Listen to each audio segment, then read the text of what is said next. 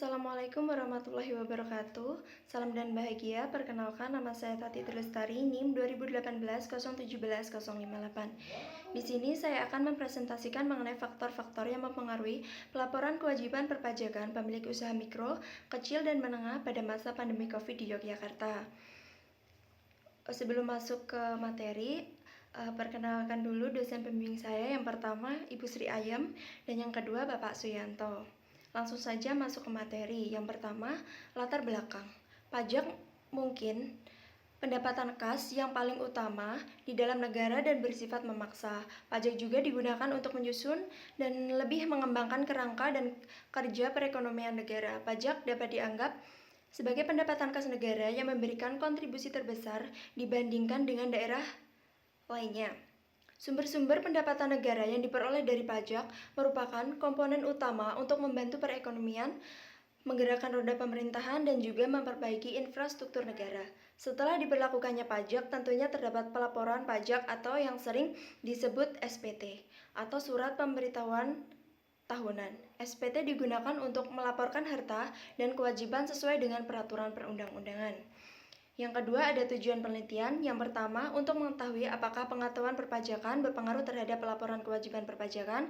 Yang kedua, untuk mengetahui apakah kebijakan relaksasi pajak dapat berpengaruh positif terhadap pelaporan kewajiban perpajakan. Dan yang ketiga, untuk mengetahui apakah kebutuhan permodalan dan kredit berpengaruh positif terhadap pelaporan kewajiban perpajakan. Yang selanjutnya ada kerangka penelitian.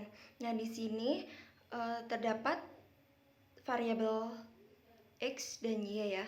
Yang pertama, yang dihipotesiskan faktor pengetahuan pajak apakah berpengaruh positif terhadap pelaporan kewajiban perpajakan. Faktor kebijakan relaksasi pajak apakah berpengaruh positif terhadap laporan kewajiban perpajakan, dan faktor kebutuhan permodalan dan kredit apakah berpengaruh positif terhadap laporan kewajiban perpajakan. Yang ketiga, ada metode penelitian. Sifat penelitian ini bersifat kuantitatif, dan kemudian ada definisi operasional variabel. Terdapat 3. Yang pertama, pengetahuan perpajakan, kebijakan relaksasi pajak, dan kebutuhan permodalan dan kredit. Untuk populasinya, di sini populasi yang dia ambil yaitu pemilik usaha mikro, kecil, dan menengah atau UMKM yang berada di wilayah Yogyakarta. Dan teknik pengambilan sampelnya yaitu dengan menggunakan penyebaran kuesioner secara langsung kepada responden. Dan untuk teknik analisis datanya yaitu ada statistik deskriptif yang meliputi uji asumsi klasik dan uji hipotesis. Untuk uji asumsi klasik meliputi uji normalitas, uji heterokedastisitas, dan uji multikolonialitas. Untuk uji hipotesis yaitu ada uji analisis regresi linear berganda, uji statistik T, uji statistik F, dan uji koefisien determinan. Hasil dan pembahasannya di sini dapat dilihat dari tabel uji normalitas. Berdasarkan tabel dari di atas, uji normalitas dengan Kolmogorov-Sinov menunjukkan bahwa tingkat signifikasinya lebih dari 0,05 yaitu sebesar 0,994, sehingga dapat disimpulkan bahwa data penelitian ini berdistribusi normal. Yang selanjutnya ada uji heterokedastisitas. Berdasarkan tabel di atas ya, dapat dilihat bahwa data atau titik-titiknya ini menyebar secara acak, sehingga dapat disimpulkan bahwa tidak terjadi heterokedastisitas pada model regresi yang digunakan dalam penelitian ini. Yang selanjutnya ada uji multikolonialitas. Berdasarkan tabel uji multikolonialitas menunjukkan bahwa FIP untuk variabel pengetahuan perpajakan, kebijakan relaksasi pajak, dan kebutuhan permodalan dan kredit ini di bawah 10 atau tidak lebih dari 10 dari nilai toleransi semua variabel di atas 0,1. Dengan demikian dapat disimpulkan bahwa antara variabel independen dalam regresi tidak terjadi adanya multikolonialitas atau tidak dikatakan atau bisa dikatakan bebas dari gejala multikolonialitas. Nah, yang selanjutnya ini ada analisis linear berganda. Di sini dapat dilihat ya, menghitungnya dengan KWP atau sebesar 12,83 ditambah 0,100 ditambah 0,420 dan ditambah negatif 0,93.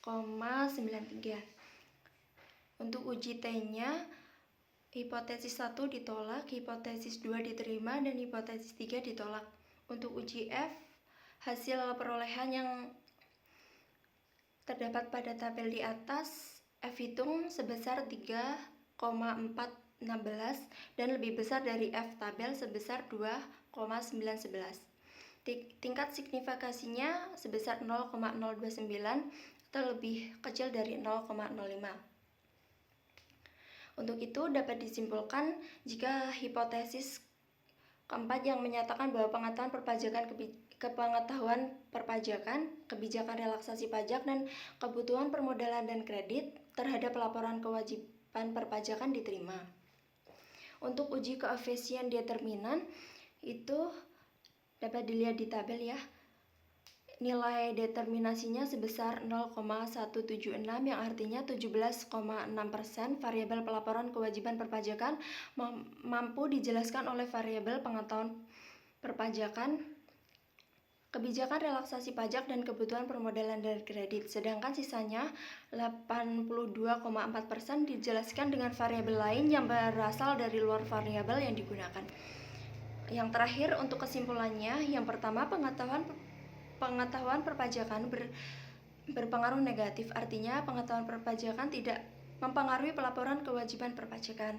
Yang kedua, kebijakan relaksasi pajak diterima, artinya kebijakan relaksasi pajak ini berpengaruh terhadap variabel pengetahuan perpajakan. Dan yang terakhir, kebutuhan permodalan dan kredit berpengaruh negatif, artinya kebutuhan permodalan dan kredit tidak berpengaruh terhadap variabel pelaporan kewajiban perpajakan.